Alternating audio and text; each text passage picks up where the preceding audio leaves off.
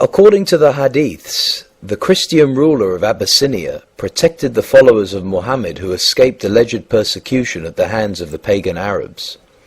Also, according to the Hadiths, Muhammad met with the priest Bahira, who allegedly recognized him as a prophet. Furthermore, Muhammad was married to his first and wealthy wife, Khadija, who had a very Christian background. Why then does the Quran attack Christianity and the Christians?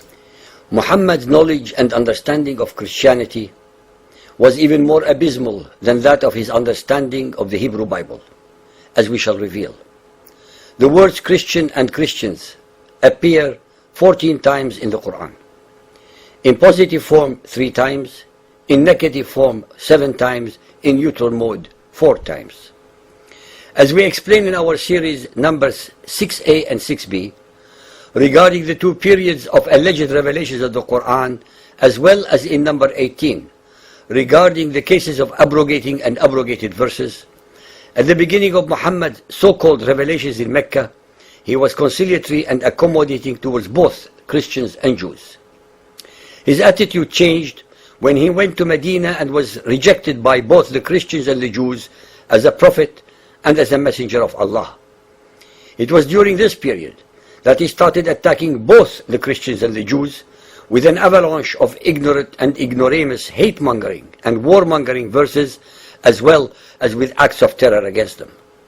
Muhammad in his Quran made it clear to his followers that he was the awaited for Messiah of the Jews and the Christians. Chapter 61, verse 6. And Jesus, the son of Miriam, said, "Children of Israel, I am the messenger of Allah sent to you, confirming that which was revealed before me in the Torah, and giving glad tidings of a messenger to come after me, whose name shall be Ahmad, the praised one." But when he came to them with clear signs, they said, "This is sorcery." Not a single follower of Muhammad, past, present, or in the future, can point out such a prediction in the New Testament without perverting, contorting, and twisting language, religion, reality, and facts. Chapter 2, verse 116. They say, Allah has begotten a son. Muhammad's attacks on the Christians centered exclusively on the fact that Christians believe in the Trinity and that Jesus is the Son of God. This, according to Muhammad's monotheism, is shirk, meaning associating other gods with God, rendering such believers kuffar, subject to conversion to Muhammadan Islam or to death and destruction. No matter how sweet Muhammadan scholars try to sugarcoat these diametrically opposite beliefs, the bottom line is that Christianity is synonymous with paganism. Chapter 3, verse 56. As for those disbelieving infidels, Jews, Christians, and pagans, I will punish them with a terrible agony in this world and the next. They have no one to help or save them. 361. If anyone disputes with you about Jesus being divine, flee them and pray that Allah will curse them. 369. It is the wish of the followers of the people of the book, Jews and Christians, to lead you astray, but they make none to go astray except themselves, but they perceive it not. Since the people of the book already had the original and uncorrupted revelations, Muhammad plagiarized, plundered, pirated, and or perverted version of their scriptures was and still is no match to theirs. That is why Muhammad's Quran rants incessantly about their disbelief. Of course, they were and still are in disbelief about the mendacity, perversity, and unholiness of Muhammad's Quran. Chapter 3, 118. O you who believe, take not into your intimacy those outside your religion, pagans, Jews, and Christians.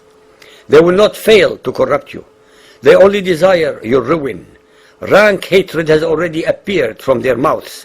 What their hearts conceal is far worse. This verse is one among hundreds that discriminate, incite hatred, and vilify all humans who do not believe as the Muhammadans do in Allah and in Muhammad as his messenger. Chapter 4, 157. We killed the Messiah Jesus, but they killed him not. nor crucified him.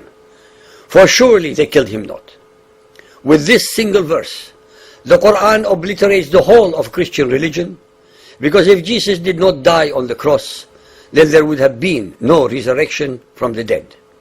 Without death and resurrection, Jesus could not have been the Messiah, the Redeemer of humanity, and hence there can be no Christianity. Another obvious divinely revealed error in the above is the fact that the Jews never accepted that Jesus was their Messiah, and hence did not and could not have called him the Messiah Jesus. Chapter 5:17. In blasphemy, kafara, indeed are those that say that Allah is Christ, the Son of Mary. 5:18. The Jews and the Christians say, we are sons of Allah and His beloved. Muhammad's understanding of the words of the Bible, as repeatedly shown in his Quran, was utterly abysmal, to say the least. When the Bible mentions sonship, it is never meant as a biological one, but only that God, not Allah, is the father of all of his creation. 5:51. O ye who believe, take not the Jews and the Christians for your friends and protectors. They are but friends and protectors to each other. And he amongst you that turns to them for friendship is of them. The listeners should not require many more such vile verses to be convinced of the Quran's racism, hate-mongering, and discriminatory attributes. Incessantly, throughout its verses and chapters, as in this verse alone, there are several extremely important mistakes, rendering its alleged origin as divine, null and void. In this verse, as well as in all the other verses of the Quran, the mother of Jesus is called Miriam and not Mary. The title Messiah was given to Jesus by his much later followers from among the Greeks and the Romans, but not by the Jews. Furthermore, Messiah is Hebrew for the anointed, which is Christ in Greek. Neither Jesus nor his mother knew any God by the name of Allah, especially since the God of Israel and Jesus has no name.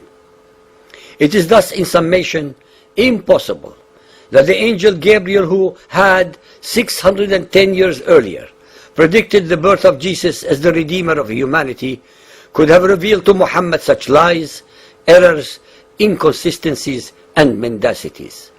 All those abnormalities are easily explained when and if the listeners come to the only possible conclusion, that all these verses emanated from the mind of Muhammad and never revealed by Allah or by any God.